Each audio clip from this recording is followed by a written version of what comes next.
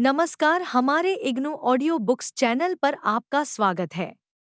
Indira Gandhi Rashtriya Mukt Vishwavidyalaya diploma in paralegal practice dip Hindi BLE 001 भारतीय विधि व्यवस्था का परिचय। खंड 1 विधि शासन नियम और सरोकार। इकाई 2 संवैधानिक मूल्य। 2 एक प्रस्तावना। किसी भी देश की कानूनी प्रणाली को देश को शासित करने वाले कानूनों और सरकार द्वारा अपने नागरिकों को शासित करने वाले कानूनों में विभक्त किया जा सकता है। संविधान देश को शासित करने वाले कानूनों की श्रेणी में आता है। चूंकि संविधान देश को शासित करता है और देश को शक्तियां भी प्रदान करता है, अतः देश द्वारा अपने नागरिकों को शासित करने के लिए बनाया गया कानून संविधान में निर्धारित मूल्यों के अनुकूल होना चाहिए। इस प्रकार देश किस प्रकार की कानूनी प्रणाली को अंगीकार करता है, यह उसके संविधान में समाविष्ट मूल्यों और सिद्धांतों पर निर्भर करेगा। संविधान देश की सरकार के मूलभूत अंगों की संरचना, संगठन और शक्तियों निर्धारित करता है। संवैधानिक मूल्य अपने नागरिकों के साथ इन सरकारी अंगों के संबंध को निर्धारित करते हैं।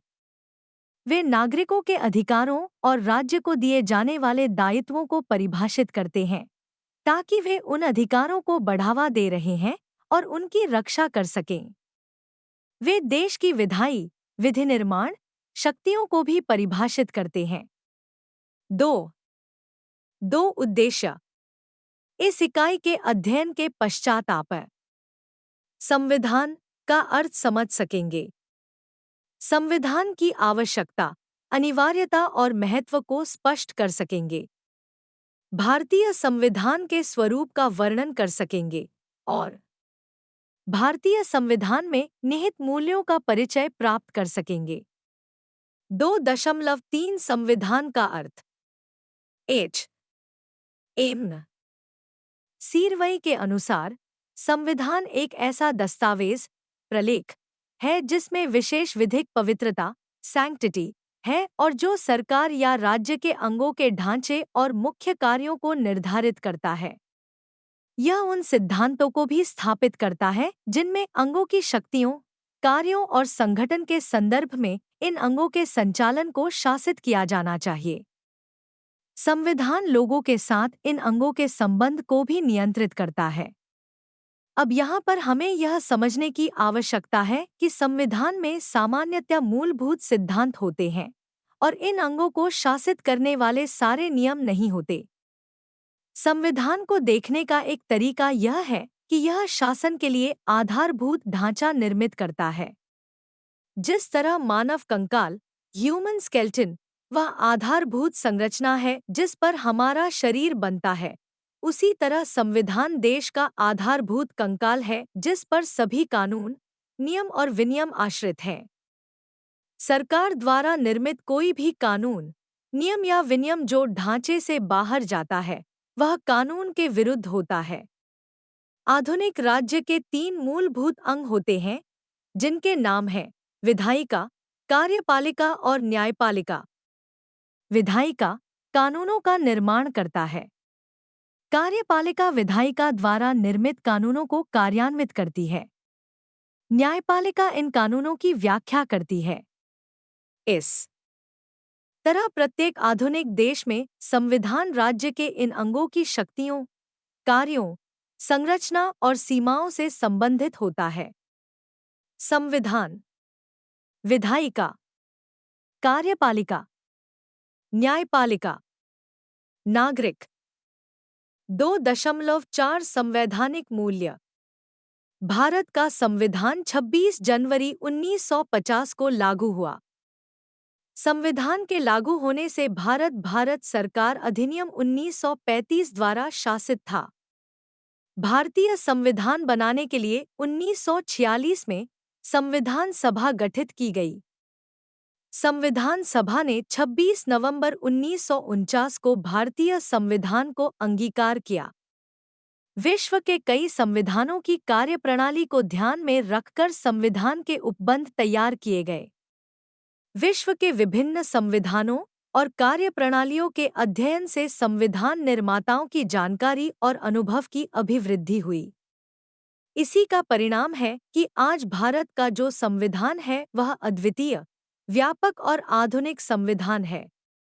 भारत की समृद्ध सांस्कृतिक विरासत, भाषाओं और धर्म की विविधता और विभाजन की समस्याओं ने भी संविधान निर्माताओं को यह तय करने पर अत्यधिक प्रभाव डाला कि कौन से संवैधानिक मूल्य अंगीकार किए जाएं। आइए, अब हम संवैधानिक मूल्यों का संक्षेप में विश्लेषण करें। 2.4 1. जन संप्रभुता बटा लोक प्रभुसत्ता। संविधान सरकार को शक्तियां, अधिकार प्रदान करता है और इन शक्तियों का प्रयोग करते हुए जिन नियमों का अनुसरण किया जाना चाहिए उनको निर्धारित करता है। भले ही संविधान सरकार को शक्ति, अधिकार प्रदान करता है, किंतु ऐसी शक्तियों को प्रदान करने का प्राधिकार यह लोगों से ही प्राप्त करता है। लोग ही संविधान का स्रोत है और संविधान का उन्हीं से उद्भव होता है। अतः संविधान की विधिमान्यता और वैधता का चरम स्रोत लोग हैं। भारत के संविधान की उद्देशिका में कहा गया है कि हम भारत के लोग भारत को एक संपूर्ण प्रभुता संपन्न, समाजवादी, पंथनिरपेक्ष अथवा धर्मनिरपेक्ष, लोकतांत्रिक गणराज्य बनाने के लिए तथा उसके समस्त नागरिकों को सामाजिक, आर्थिक और राजनीतिक न्याय, विचार, अभिव्यक्ति, विश्वास, धर्म और उपासना की स्वतंत्रता, प्रतिष्ठा और अवसर की समता प्राप्त करने के लिए तथा उन सब में व्यक्ति की गरिमा और राष्ट्र की एकता और अखंडता सुनिश्चित करने वाली बंधुता बढ़ाने के लिए दृढ़ संकल्प लिया। अतः यह स्पष्ट है कि लोग ही प्रभुसत्ता संपन्न हैं और चरम शक्ति उनके पास है। लोग चुने गए प्रतिनिधियों के माध्यम से शासन करते हैं और ये प्रतिनिधि लोगों द्वारा निर्मित संविधान से बंधे होते हैं। इस तरह भारत में सभी शक्तियां लोगों के पास हैं। सरकार संविधान के द्वारा लोगों को दी गई शक्तियों के अनुसार केवल नागरिकों पर शासन कर सकती है। यदि सरकार लोगों द्वारा दी गई शक्तियों का दुरुपयोग करती है तो लोगों को सरकार को उखाड़ फेंकने का अधिकार है, लेकिन केवल कानूनी तरीकों से। 2 अप्रैल 2002 शक्ति पृथक्करण। यह पुरानी कहावत है कि शक्तियां भ्रष्ट करती हैं और निरपेक्ष शक्तियां पूर्णतया भ्रष्ट बना देती हैं। सरकार के किसी एक अंग में शक्ति के संकेंद्रण से तानाशाही हो जाती है। इसीलिए एक मौलिक संवैधानिक महत्व है सरकार के 3 अंगों के बीच शक्तियों का पृथक्करण। भारतीय संविधान में सरकार के दायित्वों को उसकी 3 शाखाओं में विभक्त किया गया है। जैसा कि पहले चर्चा की जा चुकी है, विधायिका को कानून बनाने का अधिकार सौंपा गया है, कार्यपालिका कानून को कार्यान्वित करती है और न्यायपालिका कानून की व्याख्या करती है। सिद्धांततः प्रत्येक अंग स्वतंत्र है और एक दूसरे के कार्य में हस्तक्षेप नहीं कर सकता। तथापि भारत जैसे कल्याणकारी राज्य में शक्तियों के पृथक्करण का कठोर रूप से पालन करना संभव नहीं है और यह उचित भी नहीं है। भले ही भारतीय संविधान में शक्तियों को विधायिका, कार्यपालिका और न्यायपालिका के बीच विभाजित किया गया है और प्रत्येक अंग को एक दूसरे पर नियंत्रण रखने का अधिकार भी दिया है ताकि से सभी संवैधानिक मूल्यों के अनुसार कार्य करें। 2 अप्रैल 2003 लोकतंत्र।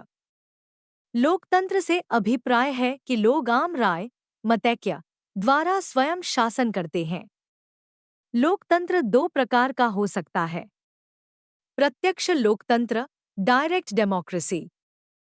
प्रत्यक्ष लोकतंत्र में सभी निर्णय नागरिकों के बहुमत द्वारा लिए जाते हैं। लोग निर्णय के माध्यम से स्वयं को शासित करते हैं और ये निर्णय या जनमत संग्रह, रेफरेंडम या लोकप्रिय मतदान द्वारा लिए जाते हैं। हालांकि यह विधि केवल छोटे देशों या जिन क्षेत्रों में आबादी कम होती है वही संभव हो सकता है। बड़े देशों या बहुत अधिक आबादी वाले देशों में प्रत्यक्ष लोकतंत्र का उपयोग नीरस अथवा उबाऊ और अधिक समय खर्च करने वाला होता है। उदाहरण के लिए, यदि भारत में प्रत्यक्ष लोकतंत्र होता और यह निर्णय लेना होता तो मतदान देने की आयु को 18 वर्ष से घटाकर 16 वर्ष किया जाना चाहिए या नहीं, और सुनिश्चित किया जाता कि देश के सभी लोग, अरबों लोग, मतदान करेंगे। ऐसे में यह अत्यंत कठिन, खर्चीला और अधिक समय खर्च करने वाला होता है। हालांकि भूटान जैसे छोटे देश में यह अभ्यास तुलनात्मक रूप से तेजी से और कम खर्चीला होगा क्योंकि वहां की जनसंख्या कम है। अप्रत्यक्ष लोकतंत्र, इनडायरेक्ट डेमोक्रेसी। अप्रत्यक्ष लोकतंत्र में सरकार बनाने और चलाने के लिए लोग पहले अपने प्रतिनिधि चुनते हैं। ये चुने गए प्रतिनिधि ही देश की नीति और शासन संबंधी निर्णय लेते हैं। इस तरह सरकार इन चुने गए प्रतिनिधियों द्वारा चलाई जाती है। ये प्रतिनिधि लोगों द्वारा एक नियत अवधि के लिए चुने जाते हैं। अप्रत्यक्ष लोकतंत्र सामान्यतः दो प्रकार का होता है: संसदीय लोकतंत्र, पार्लियामेंट्री डेमोक्रेसी, या अध्यक्षात्मक लोकतंत्र, प्रेसिडेंशियल डेमोक्रेसी। संसदीय लोकतंत्र में राष्ट्र पर शासन संसद में बहुमत प्राप्त करने वाला दल करता है, जबकि अध्यक्षात्मक लोकतंत्र में लोग व्यक्ति को अपने राष्ट्रपति के रूप में चुनते हैं। भारतीय संविधान में संसदीय रूप वाली सरकार को मान्यता प्रदान की गई है।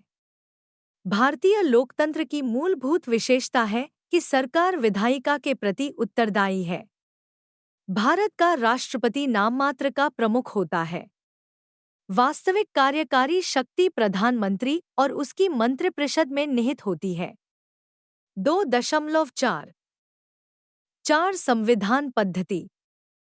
संविधान पद्धति, कॉन्स्टिट्यूशनलिज्म, से अभिप्राय है संवैधानिक प्रक्रियाओं और मानकों के अनुसार परिसीमित सरकार को सर्वमान्य इच्छा, रुझान पर आधारित होना चाहिए और इस इच्छा के प्रति अनुक्रियाशील होना चाहिए और लोकहित में काम करना चाहिए।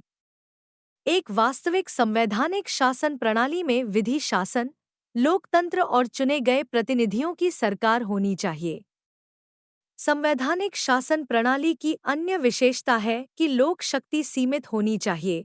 इस शक्ति का मनमाना, निरंकुश उपयोग नहीं होना चाहिए और इसे मानव अधिकारों की सुरक्षा सहित कई आदर्श मानदंडों को पूरा करना चाहिए।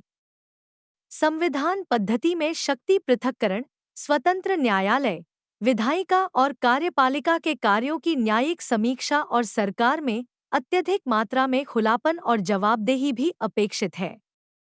संविधान न केवल शक्ति संकेंद्रण को रोकता है, बल्कि प्रत्येक अंग में शक्तियों पर नियंत्रण तथा संतुलन बनाए रखता है। इससे प्रत्येक अंग दूसरे अंगों द्वारा शक्ति का दुरुपयोग करने पर काबू रख सकता है। संविधान पद्धति से अभिप्राय है सरकार की शक्ति पर नियंत्रण रखना ताकि सरकार द्वारा की जाने वाली किसी भी मनमानी अथवा निरंकुश कार्रवाई को रोका जा सके। भारतीय संविधान के अंतर्गत विधायिका कानून बना सकती है। ऐसे कानून मौलिक अधिकारों का उल्लंघन नहीं कर सकते। न्यायपालिका को विधायिका द्वारा पारित कानूनों की संविधानवादिता, कॉन्स्टिट्यूशनैलिटी, निर्धारित करता है। यदि विधायिका मौलिक अधिकारों का उल्लंघन करता है या शक्ति वितरण की संवैधानिक योजना के विरुद्ध जाता है, तो न्यायपालिका को विधायिका द्वारा पारित कानून को शून्य और अप्रवर्तनीय करने का अधिकार प्राप्त है। कार्यपालिका का कार्य विधायिका द्वारा पारित कानूनों का कार्यान्वयन करना है, लेकिन कार्यपालिका की नियुक्ति और कार्यकाल पर विधायिका का नियंत्रण होता है। इसी तरह मौलिक अधिकारों और प्राकृतिक न्याय के सिद्धांत का उल्लंघन करने पर न्यायपालिका द्वारा कार्यपालिका की कार्रवाई की समीक्षा की जा सकती है। विधायिका द्वारा पारित प्रत्येक कानून के कार्यान्वयन के लिए राष्ट्रपति का अनुमोदन आवश्यक होता है। यद्यपि न्यायपालिका कानूनों की व्याख्या करती है, न्यायाधीशों की नियुक्ति, कार्यकाल और वेतन संबंधी विषय कार्यपालिका और विधायिका के शासनाधीन होते हैं। इसके अतिरिक्त यदि उच्च न्यायालय या उच्चतम न्यायालय का न्यायाधीश गलत आचरण का दोषी पाया जाता है तो उसे महाभियोग के मत, वोट ऑफ इम्पीचमेंट, के द्वारा हटाया जा सकता है। यह दर्शाता है कि सामान्यतः तीनों अंग स्वतंत्र रूप से काम करते हैं, फिर भी प्रत्येक अंग का दूसरे अंग पर नियंत्रण होता है। प्रमुख विशेषताएं। यह सरकार पर सीमाओं का आग्रह करता है। यह सरकार के अंगों पर नियंत्रण और संतुलन रखता है। निरंकुश विवेकाधीन शक्ति संविधान पद्धति के विरुद्ध है। यह विधि शासन को बढ़ावा देता है। संविधान पद्धति का विरोध, एंटिथेसिस, तानाशाही, डेस्पोटिज्म है। 2 अप्रैल 2005। गणराज्य। गणराज्य, रिपब्लिक, का अर्थ है देश का अध्यक्ष लोगों द्वारा चुना गया प्रतिनिधि होता है। राष्ट्रपति भारत में देश का अध्यक्ष है। भारत का राष्ट्रपति ब्रिटेन की महारानी या थाईलैंड के सम्राट की भांति वंशानुगत राजा, हेरेडिटरी मोनार्क, नहीं होता। राष्ट्रपति को 5 वर्ष की अवधि के लिए एक निर्वाचन सभा, इलेक्टोरल कॉलेज, द्वारा अप्रत्यक्ष रूप से चुना जाता है। निर्वाचन सभा में संसद के सदस्य और राज्यों और संघ शासित क्षेत्रों अथवा संघ राज्य क्षेत्रों की विधायिकाओं के निर्वाचित सदस्य होते हैं। 2.4 6 समाजवादी। समाजवादी, सोशलिस्ट शब्द को 1976 में संविधान के 42वें संशोधन द्वारा भारतीय संविधान की उद्देशिका में जोड़ा गया। भारतीय संविधान का लक्ष्य ज्यादा पारदर्शी और सुस्पष्ट बने यह सुनिश्चित करने के लिए इस शब्द को जोड़ा गया। समाजवाद शब्द सूचित करता है कि देश के भौतिक संसाधनों और उत्पादन के साधनों पर या तो सरकार का स्वामित्व हो या सरकार का नियंत्रण हो। यह सरकार के आर्थिक समानता लाने और कुछ हाथों में संपत्ति के संकेंद्रण की रोकथाम करने के आशय को सूचित करता है। आर्थिक समानता और संपत्ति का समान वितरण संविधान के प्रमुख सरोकार हैं। एक्सेल बियर बनाम union of India AIR 1979 SC 25 में उच्चतम न्यायालय ने माना कि समाजवादी शब्द के जुड़ जाने से न्यायालयों का उद्योग के राष्ट्रीयकरण और राज्य के स्वामित्व के पक्ष में ज्यादा झुकाव हो सकेगा। समाजवाद शब्द सरकार द्वारा अमल में लाया गया है, चाहे बैंकों का राष्ट्रीयकरण हो, राजाओं के लिए प्रिवी पर्स की समाप्ति हो और चाहे संपत्ति के अधिकार को मौलिक अधिकार से कानूनी अधिकार में बदलना हो। 2.4 7 धर्मनिरपेक्ष। धर्मनिरपेक्ष शब्द को 1976 में 42वें संविधान संशोधन द्वारा संविधान की उद्देशिका में जोड़ा गया। भारतीय संविधान का स्वरूप धर्मनिरपेक्ष है, यह स्पष्ट करने के लिए ऐसा किया गया। इस शब्द के जुड़ने से पहले ही संविधान की उद्देशिका में उल्लेख किया गया था कि भारत का संविधान अपने सभी नागरिकों को विचार, अभिव्यक्ति, विश्वास और धर्म और उपासना की स्वतंत्रता सुरक्षित करने के लिए अपनाया गया था। इसके आगे संविधान के अनुच्छेद 25 से 28 मौलिक अधिकार के रूप में धर्म की स्वतंत्रता की गारंटी प्रदान करते हैं। धर्मनिरपेक्षता का अर्थ ईश्वर विरोधी, एंटी गॉड या ईश्वर के पक्ष में, प्रो गॉड, नहीं है। इसका अर्थ है कि देश का अपना कोई धर्म नहीं है। इस प्रकार व्यक्ति चाहे नास्तिक, एथियस्ट है, आस्तिक अथवा धर्मपरायण, डिवाउट या अज्ञेयवादी, एग्नोस्टिक है, सभी के साथ समान व्यवहार किया जाएगा, अर्थात सभी को एकसमान समझा जाएगा। देश संबंधित विषयों से ईश्वर को दूर रखता है और सुनिश्चित करता है कि धर्म के आधार पर किसी के साथ भेदभाव नहीं किया जाए। धर्म व्यक्तिगत विश्वास और आस्था का विषय है। एक धर्मनिरपेक्ष देश धर्म से स्वयं को दूर रखता है और सभी धर्मों के साथ उसका कोई सरोकार नहीं होता। यह सभी धर्मों से समान दूरी बनाए रखता है। इस तरह धर्म संबंधी विषयों में देश तटस्थ रहता है। यह सिद्धांत देश के 3 अंगों विधायिका, कार्यपालिका और न्यायपालिका पर लागू होता है। इस तरह सरकारी कार्यालयों की दीवारों पर देवताओं के चित्र नहीं होते। SR बोम्मई बनाम union of India AIR 1976 SC 1918 में उच्चतम न्यायालय ने अपने निर्णय में कहा कि धर्मनिरपेक्षता भारतीय संविधान की मूलभूत विशेषताओं में से एक है। भारत में धार्मिक बहुवाद भारतीय संस्कृति का मुख्य आधार है और धार्मिक सहनशक्ति अथवा उदारता धर्मनिरपेक्षता की बुनियाद है। भारतीय धर्मनिरपेक्षता सभी धर्मों के प्रति एक समान सम्मान की मांग करती है। 2.4 8 न्याय, स्वतंत्रता, समता और बंधुता। संविधान ने सभी नागरिकों के लिए। भारतीय संविधान की उद्देशिका में घोषणा की गई है कि न्याय, विचार, अभिव्यक्ति, विश्वास, धर्म और उपासना की स्वतंत्रता, प्रतिष्ठा और अवसर की समानता प्राप्त कराने के लिए तथा उन सब में व्यक्ति की गरिमा और राष्ट्र की एकता और अखंडता सुनिश्चित करने वाली बंधुता बढ़ाने के लिए दृढ़ संकल्प लिया। सामाजिक, आर्थिक और राजनीतिक न्याय। न्याय को समाज के सामान्य कल्याण के साथ व्यक्तिगत आचरण को शांतिमय ढंग से अनुकूल बनाने के रूप में समझा जाना चाहिए। सामाजिक न्याय का लक्ष्य सभी प्रकार की असमानताओं का उन्मूलन करना है और ये संपत्ति, अवसर, प्रतिष्ठा, जाति, धर्म, उपाधि और इसी तरह की अन्य असमानताओं से उत्पन्न होती हैं। आर्थिक न्याय का लक्ष्य सबकी भलाई के लिए भौतिक संसाधनों का समान वितरण और संपत्ति के केंद्रीकरण को रोकना है। इसमें समान कार्य के लिए समान वेतन और शोषण के विरुद्ध अधिकार इत्यादि शामिल हैं। राजनीतिक न्याय का अर्थ है राजनीतिक विषयों में लोगों के बीच किसी भी प्रकार का मनमाना अथवा अविवेकपूर्ण अंतर न होना। इसमें एक व्यक्ति एक मत, सिंगल इलेक्टोरेट और सार्वभौम वयस्क मताधिकार, यूनिवर्सल अडल्ट फ्रैंचाइज शामिल हैं। भारत में प्रत्येक नागरिक चुनाव लड़ने और मतदान में सहभागी होने का हकदार है, चाहे वह किसी भी रंग, धर्म, लिंग, जाति का हो और उसका जन्म स्थान कोई भी हो। विचार, अभिव्यक्ति, विश्वास, धर्म और उपासना की स्वतंत्रता। स्वतंत्रता से अभिप्राय है व्यक्ति की स्वतंत्रता में अनावश्यक और मनमाना हस्तक्षेप न करना।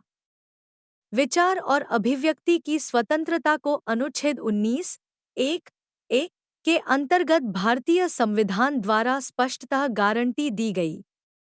एक अनुच्छेद में सभी नागरिकों को वाक, बोलने और अभिव्यक्ति की गारंटी प्रदान की गई है। अनुच्छेद 25 से 28 विश्वास, धर्म और उपासना की स्वतंत्रता को बढ़ावा देता है। अनुच्छेद 25 के तहत प्रत्येक व्यक्ति को अंतःकरण की स्वतंत्रता और मुक्त रूप से मानने, उसका आचरण करने और प्रचार का अधिकार है। परिस्थिति और अवसर की समानता। समानता का अर्थ है कि कोई भी व्यक्ति कानून से बड़ा नहीं है और व्यक्ति की श्रेणी या परिस्थिति, स्तर, चाहे कुछ भी हो, प्रत्येक व्यक्ति के लिए कानून समान है। भारतीय संविधान के अनुच्छेद 14, 15, 17 और 18 में परिस्थिति की समता प्रदान की गई है। अनुच्छेद 10 में विशिष्ट रूप से सार्वजनिक रोजगार के समान अवसरों की चर्चा की गई है। भारतीय संविधान के अंतर्गत समानता की अवधारणा का लक्ष्य सभी प्रकार की भिन्नताओं और भेदभावों का उन्मूलन करना है। बंधुता, फ्रैटर्निटी का अर्थ है भाईचारे की भावना, यह भावना कि सभी लोग उसी मिट्टी और मातृभूमि के बालक हैं। इस शब्द को प्रारूप समिति, ड्राफ्ट कमिटी द्वारा भारत में धार्मिक, भाषाई और जातिगत विविधता को ध्यान में रखकर शामिल गया था। एकल नागरिकता, एक स्थान से दूसरे स्थान पर जाने का अधिकार, भारत में कहीं भी निवास और बसना, भारत के किसी भी प्रदेश में व्यापार और वाणिज्य की स्वतंत्रता जैसे संविधान के कई उपबंध भारतीय नागरिकों में भ्रातृत्व की भावना उत्पन्न करते। 2.4 9 संघवाद। भारतीय संविधान में एक सुदृढ़ संघ वाले संघीय गठन की व्यवस्था की गई है। एक संघीय संविधान केंद्र में संघ सरकार वाली और क्षेत्रीय स्तर पर राज्य सरकार वाली दोहरी नीति, डुअल पॉलिसी स्थापित करता है। भारतीय संविधान के भाग 11 में संघ और राज्य सरकारों के बीच शक्तियों का विभाजन प्रदान किया गया है। अनुच्छेद 245 से 255 तक संघ और राज्य सरकारों के बीच विधायी संबंधों पर चर्चा है। भारतीय संविधान की अनुसूची 7 में कानूनी विषयों को 3 सूचियों संघ, राज्य और संवर्ती सूची के अंतर्गत विभाजित किया गया है। संघ सूची में 97 प्रविष्टियां हैं, जिसमें संघ सरकार कानूनों को पारित कर सकती है। राज्य सूची में 66 विषय हैं, जिन पर राज्य सरकार कानून बना सकती है। संवर्ती सूची में 47 विषयों का वर्णन है, जिन पर संघ और राज्य दोनों कानून बना सकते हैं। इसी तरह अनुच्छेद 256 से लेकर अनुच्छेद 263 तक में संघ और राज्य सरकारों के बीच प्रशासनिक संबंधों को व्यक्त किया गया है। साथ ही संविधान में संघ और राज्य सरकारों के बीच वित्तीय शक्तियों के वितरण का विस्तृत योगदान भी शामिल है। 2.4 10 स्वतंत्र न्यायपालिका। लोकतंत्र में सफलतापूर्वक कार्य करने के लिए न्यायपालिका की स्वतंत्रता पूर्व शर्तों में से एक है। भारत के संविधान में न्यायपालिका की स्वतंत्रता सुनिश्चित करने के लिए कई सुरक्षा उपायों पर विचार किया गया है। उच्चतम न्यायालय और उच्च न्यायालयों के न्यायाधीशों की नियुक्ति भारत के राष्ट्रपति द्वारा मंत्री परिषद की सहायता व सलाह से की जाती है। तथापि भारत के मुख्य न्यायाधीश से भी इस तरह की नियुक्ति में परामर्श किया जाता है। Supreme court advocates on record association बनाम यूनियन ऑफ इंडिया और इससे संबंधित मामलों में प्रेसिडेंशियल रेफरेंस AIR 1999 SC 1 में उच्चतम न्यायालय ने निर्णय दिया कि भारत के मुख्य न्यायाधीश उच्चतम न्यायालय के वरिष्ठतम न्यायाधीश होंगे और उच्चतम न्यायालय और उच्च न्यायालय के अन्य न्यायाधीशों की नियुक्ति संबंधी मामलों में राष्ट्रपति भारत के मुख्य न्यायाधीश की अन्य वरिष्ठ न्यायाधीशों के साथ किए गए परामर्शों द्वारा की गई सिफारिशों से बंधे होंगे। इन दो मामलों में उच्चतम न्यायालय और उच्च न्यायालय के न्यायाधीशों की नियुक्ति और स्थानांतरण में कार्यपालिका के विवेकाधिकार को छीन लिया। न्यायाधीशों का कार्यकाल संविधान के तहत सुरक्षित है। उच्चतम न्यायालय और उच्च न्यायालय के न्यायाधीश क्रमशः 65 वर्ष और 62 वर्ष की आयु को पूरा करने के बाद ही सेवानिवृत्त होंगे। न्यायाधीशों को उनके पद से कार्यकाल के समाप्त होने से पहले नहीं हटाया जा सकता। ऐसा केवल उस स्थिति में किया जा सकता है जब राष्ट्रपति भारतीय संविधान के तहत महाभियोग द्वारा आदेश देता है और उन्हें पद से हटाए करें। अनुच्छेद 124 के अनुसार उच्च न्यायालय या उच्चतम न्यायालय के न्यायाधीशों पर सिद्ध कदाचार या असामर्थ्य के लिए महाभियोग चलाया जा सकता है। महाभियोग कार्रवाइयों के लिए कुल सदस्यों में से बहुमत का सहयोग मिलना जरूरी है और वहां उपस्थित और प्रत्येक सदन में मतदान करने वाले का बहुमत 2/3 से कम नहीं होना चाहिए। न्यायाधीशों का वेतन एवं भत्ते विधायिका द्वारा निर्धारित किए जा सकते हैं। एक बार वेतन एवं भत्ते निर्धारित हो जाने के बाद न्यायाधीशों के कार्यालय में कार्यकाल के दौरान उनकी हानि के लिए उनमें फेरबदल नहीं किया जा सकता। उनके वेतन और भत्तों को बढ़ाया तो जा सकता है, लेकिन उन्हें कम नहीं किया जा सकता। न्यायालय के वेतन, भत्ते और व्यय की जिम्मेदारी क्रमशः भारतीय समेकित निधि और राज्य समेकित निधि पर होगी और विधायिका के अधीन नहीं होंगे। भारत के संविधान में उच्चतम न्यायालय के न्यायाधीशों को उनकी सेवानिवृत्ति के बाद किसी भी अदालत के समक्ष वकालत करने की मनाही है। इसके अतिरिक्त संविधान उच्च न्यायालय के न्यायाधीशों को उस अदालत में जहां पर वह न्यायाधीश रह चुका है अथवा रह चुकी है में वकालत करने से भी रोकता है। इसमें यह निष्पक्षता को सुनिश्चित करता है और इससे अनुचित प्रभाव पड़ने को दूर करता है। 2 अप्रैल 2011 मौलिक अधिकार। कुछ मूलभूत अधिकारों को मान्यता, स्वीकृति देना और उन्हें संवैधानिक आधार देना ताकि इन अधिकारों का सरकार द्वारा उनका उल्लंघन न किया जा सके। यह आधुनिक लोकतांत्रिक संविधानों की सबसे महत्वपूर्ण विशेषताओं में से एक है। भारतीय संविधान इसी तरह के प्रचलन का एक उदाहरण है। भारतीय संविधान के भाग 3 में कुछ मूलभूत अधिकारों को सुरक्षित किया गया है और यही अधिकार मौलिक अधिकार कहलाते हैं। इन अधिकारों का उद्देश्य व्यक्तिगत स्वतंत्रता तथा सरकार द्वारा मनमानी कार्रवाई के विरुद्ध सुरक्षा प्रदान करना है। ये अधिकार भारतीयों के समृद्ध गए मूल्यों चेरिश्ड वैल्यूज को निरूपित करते हैं। मुख्य विशेषताएं। बुनियादी स्वतंत्रता समाविष्ट हैं। राज्य, देश के विरुद्ध निषेध, बहुसंख्यक की पहुंच से परे, सरकार की शक्तियों पर सीमाएं लगाना। इसका उद्देश्य कानून की सरकार स्थापित करना है, न कि व्यक्तियों की सरकार स्थापित करना। ये अधिकार वाद्योग्य जस्टिसेबल अधिकार हैं। वास्तव में भारत के संविधान में 7 मौलिक अधिकारों को स्वीकार किया गया था, लेकिन संविधान के 42वें संशोधन अधिनियम द्वारा संपत्ति के अधिकार को मौलिक अधिकारों की सूची से हटा दिया गया। अब भारतीय संविधान 6 मौलिक अधिकारों की गारंटी देता है, जो इस प्रकार है। 1. समानता का अधिकार। 2. स्वतंत्रता का अधिकार। 3. शोषण के विरुद्ध अधिकार। अनुच्छेद 14 से 18, अनुच्छेद 19 से 22। 4. धर्म की स्वतंत्रता का अधिकार। 5. सांस्कृतिक एवं शैक्षिक अधिकार। अनुच्छेद 23 और 24। 6. संवैधानिक उपचारों का अधिकार। अनुच्छेद 25 से 28, अनुच्छेद 29 से 30, अनुच्छेद 32 से 35। 2.4 12 राज्य के नीति निर्देशक सिद्धांत। भारतीय संविधान के अनुच्छेद 36 से 51 तक में राज्य के नीति निर्देशक सिद्धांत दिए गए हैं। ये सिद्धांत भारत को एक कल्याणकारी राज्य के रूप में स्थापित करते हैं। संविधान में परामर्श के बाद इन सिद्धांतों को इसलिए शामिल किया गया ताकि सामाजिक-आर्थिक लोकतंत्र सुरक्षित रह सके। ये समाविष्ट निर्देशों को कार्यान्वित करने के लिए देश पर सकारात्मक बाध्यता आरोपित करते हैं।